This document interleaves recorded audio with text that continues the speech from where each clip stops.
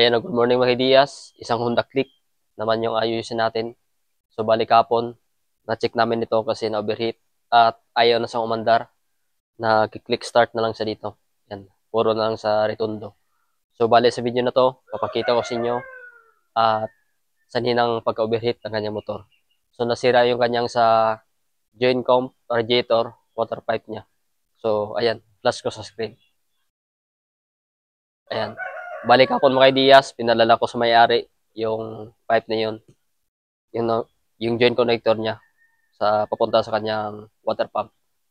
So, buksan natin mamaya kung saan banda yung side na papalitan. Ayan.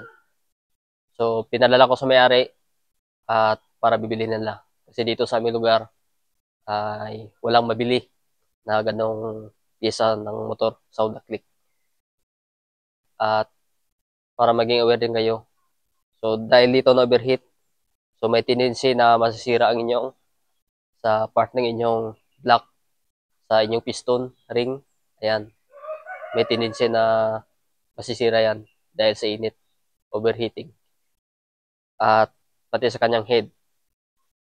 So, malalaman pa natin itong mga ideas kapag darating na yun at makabit na natin yung pipe na yun, yung joint connector niya, at mapandar natin siya para malaman natin. Kung iingay sa mga ideas, obligado, buksan natin yung kanyang head at yung cylinder block. Ayan.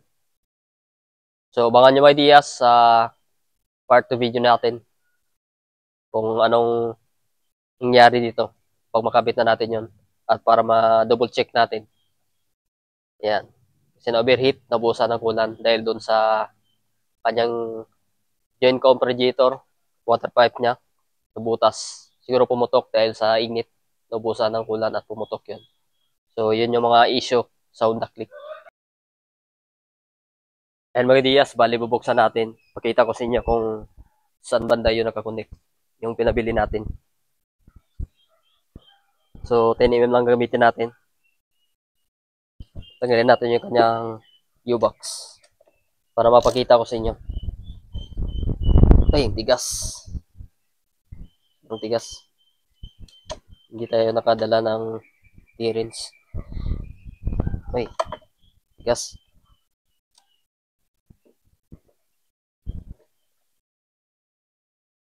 Kukuha muna tayo ng clearance. So, hindi kaya nito.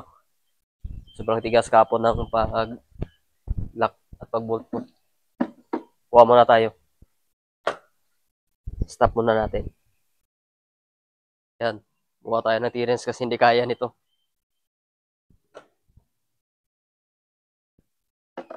So, madali lang itong tanggalin mga ideas. 3 bolt yung dito. Tapos mayroong screw bolt dito sa gilid. Maraming lawa. Tago kasi natin to.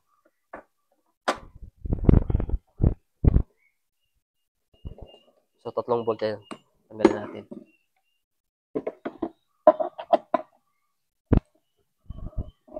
3 bolt at 2 screw bolt dito.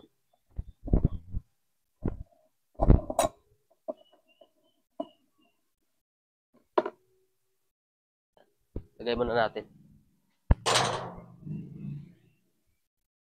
So, wala na itong mga bolt. Ito yung mga bolt niya.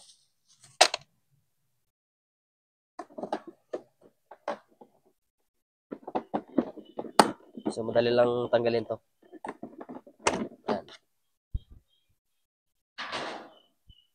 Pagkatapos, angat na natin to. Kunin mo na natin to. Tapos yung wire dito sa pump niya.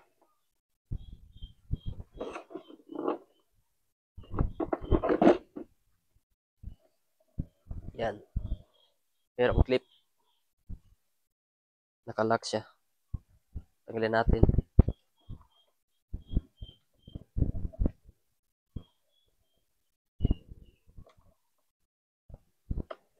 Yan. Tanggal na. So, pagkita ko sa inyo mga ideas kung saan sa banda nakalagay. Tayo muna natin.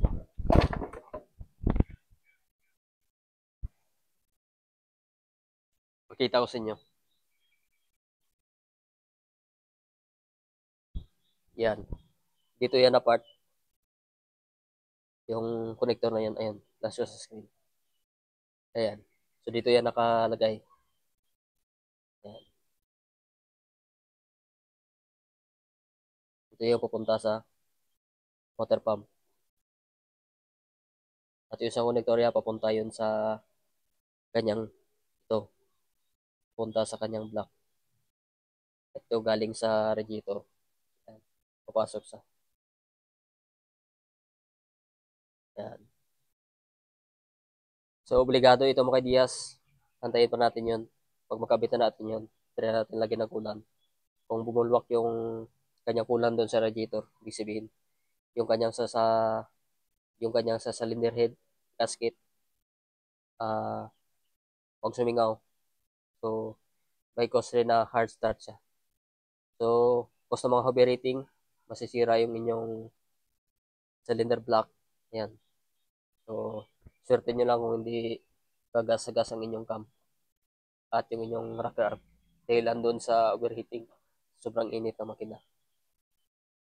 So, abangan nyo mga ideas sa part 2 video natin kung ano mangyari dito. Kung good siya, so hindi tayo mabaklas na ganyang head at block.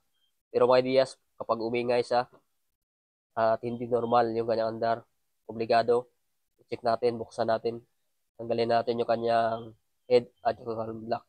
Check natin siya, yung kanyang block, yung kanyang piston at yung kanyang piston ring. At dito rin sa parts ng kanyang head. Ayan. So, abangan nyo lang video natin ito sa part 2 video. So, bali yung kanyang sa joint comp radiator water pipe niya, pinabili pa natin yung may-ari. So, dito kasi sa amin, wala ganong nagbibinta nun sa mga parts ng mga scooters. Yan. Abangan sa part 2. Peace out.